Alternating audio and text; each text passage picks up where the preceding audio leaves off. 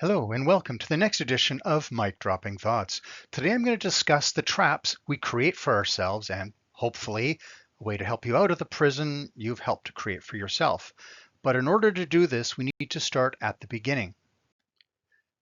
Oh, no, that's too far back. I mean, the beginning of our lives, let's say around the age of 3. Okay, yeah, that's much better. So many kids are sent to preschool in order to better prepare them for elementary school. In elementary school, you learn the basics in order to prepare you for high school. Now, high school is meant to lay the groundwork to prepare you for a life which will really get underway later. So we graduate and sometimes we go to college or university, which will have us better prepared for that future adult life. And all going well, we then get that first job. Now, it's probably not the job we dreamed about, but it gets us started so we can get to that career. So we'll be ready for when our life really starts.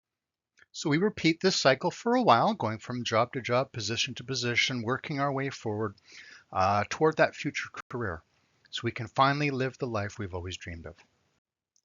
Of course, there will be obstacles along the way. That's part of the deal. Maybe, at one point you're laid off, or the company you work for closes up, or maybe you had to quit work due to a toxic environment.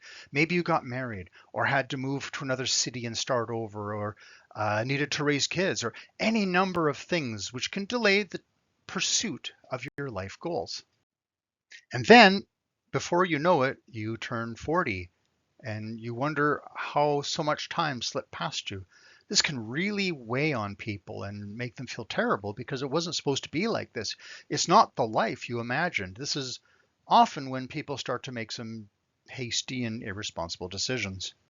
And before you know it, you're 50 and then you're 60 and you're still chasing that life, racing against time, or maybe you've given up on it. Maybe you're unhappy or even bitter about the whole thing. But perhaps by the time you're somewhere between 40 and 60 is when you realize the trap was sprung and you didn't even notice it happening. You found yourself stuck in this loop and uncertain about what you can do about it. For a while, my wife worked in a care facility, which was full of seniors who were entering that final chapter of their lives. Some were mentally or physically incapacitated, while others were rather functional, but all of them required full-time care and attention in order to get through each day. Now, the cogent ones were often in a state of shock, sometimes displayed with an intense bitterness or resentment that they were entering their final stages of life when they still had so many things they wanted to do and didn't really feel like they ever got started. In many cases, they never took that trip they wanted to. They never wrote that book that's kicking around in the back of their brain, or never read the classics that they had set aside on a special shelf. They didn't get around to seeing those films they wanted to. They didn't plant that garden, swim in that lake, ride in the gondola, or use the fancy dishes, or hike the mountain, whatever, because they thought they could do it all at a later time. And I know things are unaffordable these days for sure, and the world is certainly a volatile place, but those aren't the only reasons. So, where did it all go so wrong? I think it might have gone wrong when we embraced a view of life which is, at least philosophically, inaccurate. I mean, since we were children, our teachers emphasized the importance of preparing for a life which would start later, for things that would happen later. And remember from earlier, preschool is to prepare us for elementary school, which is to prepare us for high school. And that is the case. But the notion that high school, university, college, or even that first job is to prepare us for a life that would start at a later date is the very nature of the trap I'm talking about. And would you take advice from a person whose head is that much larger than their entire body? Like, even is that I'm looking at? Anyway, life doesn't start later. It literally starts at your birth. Now, to be fair, I've personally never met a 6-year-old who is suitably prepared to take on adult responsibilities in the world, but it's surprising how few adults feel that they're prepared too. And part of that has to do with the way our schools operate, but I'll leave that for another video. So many people had pictures in their heads of what life would be like when it finally started to happen. But there was no point when somebody said to them, okay, it starts now. And instead, it's all been about preparing for and working toward that life, for that image in our head. And it's a terrible and often tragic trap. Um, and if this is your ideal house, where will you park? And how will you get the groceries inside? Okay, so remember I was talking about the obstacles you'll face. Whether it was going to college, getting married, taking time out to raise kids, moving to another city, switching jobs, or whatever else. Those weren't obstacles. That was your life. That is your life. So don't confuse your life with your goals, hopes, and aspirations. I mean, there's the destination, then there's the journey itself. So don't confuse the two. It's great to have goals, dreams in mind, things to chase, things to get you motivated, to pursue, things to achieve, but your happiness shouldn't be determined by that destination. You also need to make sure you're having some fun on the journey itself, because that journey is your life. And it's okay to ask for directions when you're lost. So here's how I figure it. We're all where we are because of decisions we've made. So if our past decisions brought us to where we are now, then it stands to reason we can make new decisions today to affect our current and future states of being. We don't have to give up on our goals. I'm not saying that, but we can decide to have something each day that makes the pursuit of those larger goals more worthwhile.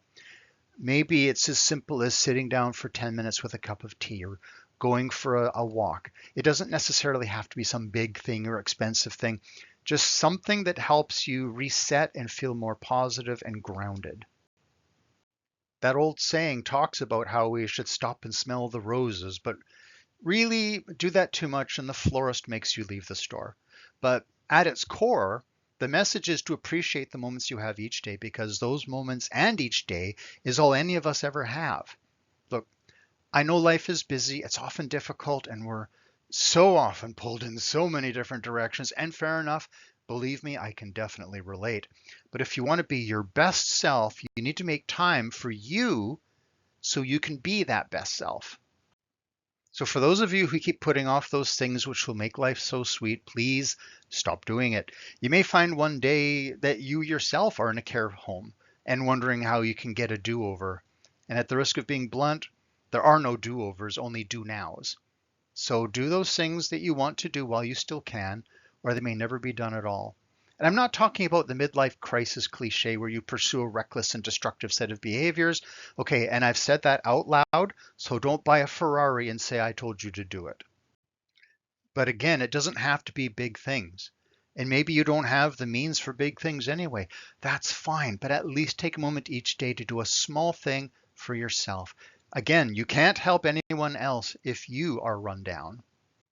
We can all be trapped by our conditioning, as well as our own minds, our own habits and situations, but we can choose to make new habits and break out of that conditioning. Remaining trapped is a choice.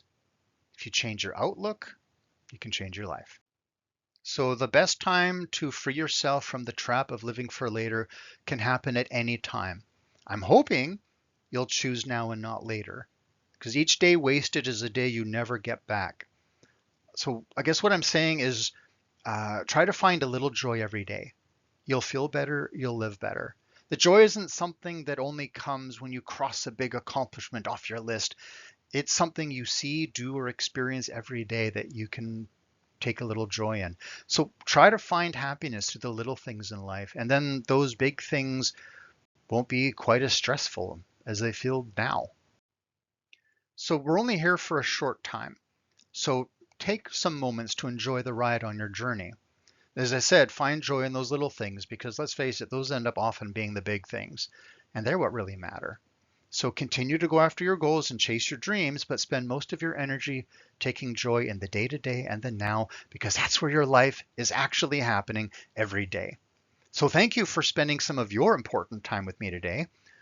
Please click like and subscribe, and remember to be well, be mindful, and be kind.